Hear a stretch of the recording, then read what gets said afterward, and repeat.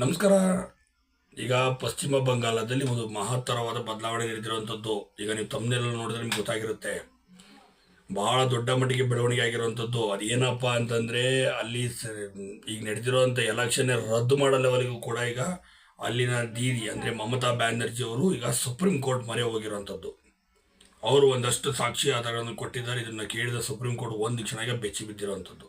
ಹಾಗಾದರೆ ಇಲ್ಲೇನಾದ್ರು BJP ಧೋಕಾ ಮಾಡಿ ಗೆದ್ದುಬಿಟ್ರ ಅನ್ನೋದು ನೋಡೋಣ. ಇದ್ರ ಸಂಪೂರ್ಣದ ವಿಶ್ಲೇಷಣೆ ಕೊಡೋಂಥ ಪ್ರಯತ್ನ ಪಡ್ತೀನಿ, ನನಗೆ ತಿಳಿದಂಥ ಮಾಹಿತಿಗಳಷ್ಟಕ್ಕೆ ಮಾತ್ರ. ಇನ್ನು ವಿಚಾರ ನೋಡ್ತಾ ಬಂದರೆ, ಪಶ್ಚಿಮ ಬಂಗಾಳದಲ್ಲಿ 15 ವರ್ಷಗಳ ಕಾಲ ಮಮತಾ ಬ್ಯಾನರ್ಜಿ ಅವರೇ CM ಆಗಿದ್ದವರು. ಇನ್ನು ಇವರು CM ಆಗಿದ್ದಂಥ ಸಂದರ್ಭದಲ್ಲಿ ಸಾಕಷ್ಟು ಗಲಭೆಗಳಾಗಿದೆ ಅಂತ ಹೇಳ್ತಾ ಆರೋಪಗಳಿದೆ. ಮತ್ತು ಹಿಂದೂಗಳಿಗೆ ಉಳ್ಗಾಲನೆ ಇಲ್ದಂಗೆ ಮಾಡಾಕಿದ್ರು, ಒಂದಷ್ಟು ದೇವಸ್ಥಾನಗಳನ್ನು ಪರ್ಮನೆಂಟಾಗಿ ಮುಚ್ಚಿಬಿಟ್ಟಿದ್ರು ಅನ್ನೋದು ಎಲ್ಲ ಇದೆ. ಇದು ನಮ್ಮ ಹಿಂದೂ ಕಾರ್ಯಕರ್ತ ಇವತ್ತಿಗೂ ಸಹ ಆರೋಪ ಇರೋದು. ಇನ್ನೂ ಇವರು ಪಕ್ಷ ಸೋತಾಗದ್ದು ನಮ್ಮ ಹಿಂದೂ ಕಾರ್ಯಕರ್ತರು ದೊಡ್ಡ ಮಟ್ಟಿಗೆ ಸಂಭ್ರಮ ಪಟ್ಟಿದ್ದು. ಇನ್ನು BJP ಅವರು ದೊಡ್ಡ ಮಟ್ಟಿಗೆ ಇದು ಮಾಡಿದ್ರು. ಮತ್ತು ಹತ್ಯೆನೂ ಸಹ ಆಗೋಯ್ತು. ಯಾರು ಮಮತಾ ಬ್ಯಾನರ್ಜಿ ವಿರುದ್ಧ ಗೆದ್ದರೋ ಸುವೇಂದ್ ಅಧಿಕಾರಿ ಅವರೇ ಅವರ ಪಿ ಎನ ಹತ್ಯೆ ಮಾಡಿದ್ದಾರೆ. ಕೇವಲ 25-26 ವರ್ಷದ ಹುಡುಗನನ್ನು ಗೋಪಿನಾಥ್ ಅನ್ನೋನ್ನ ಹತ್ಯೆ ಮಾಡಿಬಿಡ್ತಾರೆ. ತುಂಬಾ ಬರ್ಬರವಾಗಿ ಹತ್ಯೆ ಮಾಡುವಂಥದ್ದು. ಅದು ಎಲೆಕ್ಷನ್ ಆಗಿದ್ದು ಮಾನಿದಿರನೆ. ಸದ್ಯ ನಾನು CM ಆಗಿ ಪದವಿ ಪಡೆದ ನಂತರ ಇವ್ರನ್ನ ಬಿಡೋದಿಲ್ಲ, ನಾವು ಉನ್ನತ ಮಟ್ಟದಲ್ಲಿ ತನಿಖೆ ಮಾಡಿ ನಾವು ಶಿಕ್ಷೆ ಕೊಡ್ತೀವಿ ಅಂತ ಸುವೇಂದ್ ಅಧಿಕಾರಿಗಳು ಶಪಥ ಮಾಡಿರುವಂಥದ್ದು.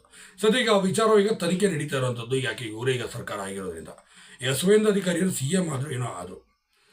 ಆದರೆ ಇಲ್ಲಿ ಪಾಯಿಂಟ್ ಏನಪ್ಪ ಅಂತಂದರೆ, ಇವರು ಯಾರು ಮಮತಾ ಬ್ಯಾನರ್ಜಿ ತಮ್ಮ ಸೋಲನ್ನು ಒಪ್ಕೊಳ್ಳೋಕೆ ರೆಡಿ ಇರಲಿಲ್ಲ ಮತ್ತು ರಾಜೀನಾಮೆ ಕೊಡೋಕ್ಕೂ ಕೂಡ ತಯಾರಿಲ್ಲ. ಅದು ಹೆಂಗೆ ನೀವು ತಗೊಂತೀರ ನೋಡೇ ಬಿಡ್ತೀನಿ ಅಂದರೆ ಚಾಲೆಂಜ್ ಮಾಡ್ತಾರೆ, ದೊಡ್ಡ ಮಟ್ಟಿಗೆ ಚಾಲೆಂಜ್ ಮಾಡ್ತಾರೆ. ಆದರೆ ಇವ್ರು ಚಾಲೆಂಜ್ ಮಾಡಿದ ತಕ್ಷಣ ಬಿಡ್ಬಿಡ್ತಾರ? ಇನ್ನು ರಾಜ್ಯಪಾಲರು ಮಮತಾ ಬ್ಯಾನರ್ಜಿ ಸರ್ಕಾರನ ವಜಾ ಮಾಡಿಸಿದ್ರು. ಇನ್ನು ಇವ್ರನ್ನ ನಂಬರ್ಸ್ ತೋರಿಸಿದ್ರು. ಇವರೀಗ CM ಕೂಡ ಆದರು. CM ಆದ ನಂತರ ಸದ್ಯ ಈಗ ಅವರ PA ಹತ್ಯೆ ವಿಚಾರವಾಗಿ ಈಗ ತನಿಖೆ ಕೂಡ ಉನ್ನತ ಮಟ್ಟದ ತನಿಖೆ ಕೂಡ ಆರಂಭ ಆಗಿರುವಂಥದ್ದು. ಇನ್ನು ಇದೇ ಸಂದರ್ಭದಲ್ಲಿ ಮತ್ತೊಂದು ಮೆಗಾ ಟ್ವಿಸ್ಟ್ ಏನಪ್ಪ ಅಂತಂದರೆ, ಮಮತಾ ಬ್ಯಾನರ್ಜಿ ಅವರ ಬಲಗೈ ಬಂಟ ಅಂತ ಹೇಳ್ಬೋದು, 3 ಬಾರಿ ಶಾಸಕನಾಗಿ ಆಯ್ಕೆಯಾದಂತಹ ಬೋಸ್ನ ಅರೆಸ್ಟ್ ಮಾಡಿದ್ದಾರೆ. ಅಕ್ರಮ ಹಣ ವರ್ಗಾವಣೆ ಕೇಸ್ನ ಅಡಿಯಲ್ಲಿ ಮಮತಾ ಬ್ಯಾನರ್ಜಿ ಬಂಟನನ್ನು ಅರೆಸ್ಟ್ ಮಾಡಲಾಗಿದೆ. ಈ ಬಾರಿ ಆತ ಕೂಡ ಎಲೆಕ್ಷನ್ಗೆ ನಿಂತಿದ್ದ, MLA ಎಲೆಕ್ಷನ್ ನಿಂತಿದ್ದ. ಭಾಳ ದೊಡ್ಡ ಮಟ್ಟಿಗೆ ಅಂತರದಿಂದ ಆತನು ಕೂಡ ಸೋತಿರುವಂಥದ್ದು. ಈಗ ಸೋಲಾಗ್ತಿದ್ದಂಗೆ ಮಮತಾ ಬ್ಯಾನರ್ಜಿ ಅವರ ಬಲಗೈಯಾಗಿದ್ದಂಥ ಈತನನ್ನು ಕೂಡ ಅಕ್ರಮ ಹಣ ವರ್ಗಾವಣೆ ಮಾಡಿರುವಂಥದ್ದು.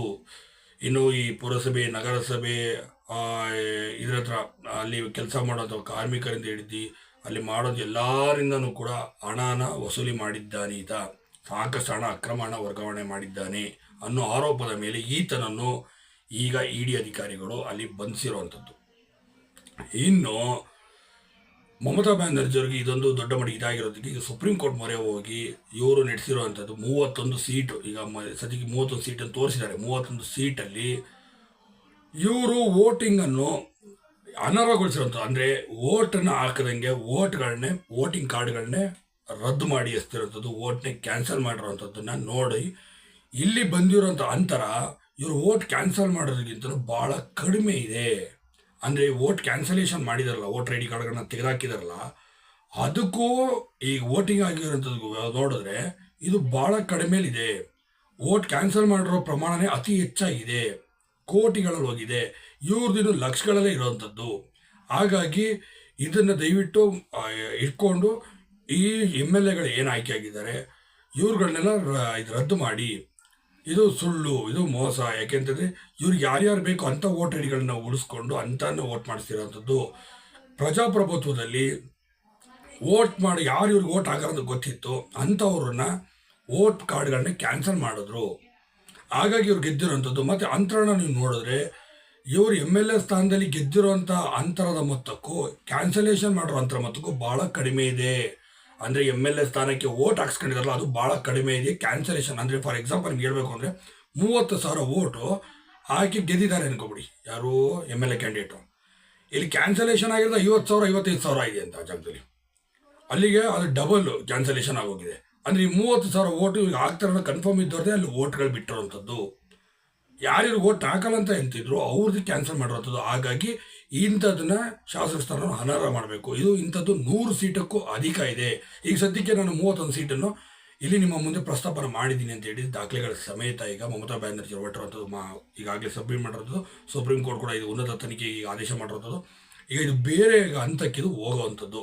ಇಲ್ಲಿ ಏನಾದ್ರು ಸುಪ್ರೀಂ ಕೋರ್ಟು ಈ ಒಂದಷ್ಟು ಸೀಟ್ ಏನಾದ್ರು ನಿಜಕ್ಕೂ ಕೂಡ ಇದನ್ನೆಲ್ಲ ಒಪ್ಕೊಂಡು ಅನರ್ಹ ಮಾಡ್ತು ಅಂದರೆ ಮತ್ತೆ ಬಂಗಾಳದಲ್ಲಿ BJP ಸರ್ಕಾರ ಪಲ್ಟಿ ಹೊಡೆಯೋದಂತೂ ಗ್ಯಾರಂಟಿ.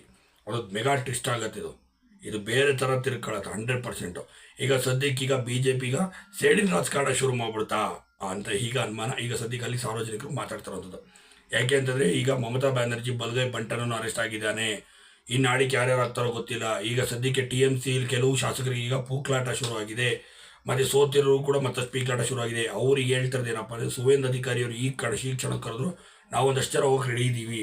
ಫಾರ್ ಎಕ್ಸಾಂಪಲ್ ಈಗ ಒಂದು 90-95 ಸೀಟ್ ಗೆದ್ದಿರಬೇಕು. ಅಲ್ಲಿ ಈಗಾಗಲೇ 30-35ಕ್ಕೂ ಅಧಿಕ ಜನ TMC ಶಾಸಕರು ಗೆದ್ದಿರೋರೆ ಹೋಗೋದಕ್ಕೆ ತಯಾರಿ ನಡೆಸಿದಾರಂತೆ. ಅವ್ರು ಕರೆದು ಬಿಟ್ಟರೆ ನಾವು ಹೋಗ್ಬಿಡ್ತೀವಿ, ನಮಗೆ ರಿಸ್ಕೇ ಬೇಡ ಅಂತ ಹೇಳಿ ರೆಡಿ ಇದ್ದಾರಂತೆ ಅನ್ನೋ ಮಾಹಿತಿಗಳು ಈಗ ಸದ್ಯಕ್ಕೆ ಬರ್ತಾರಂಥದ್ದು.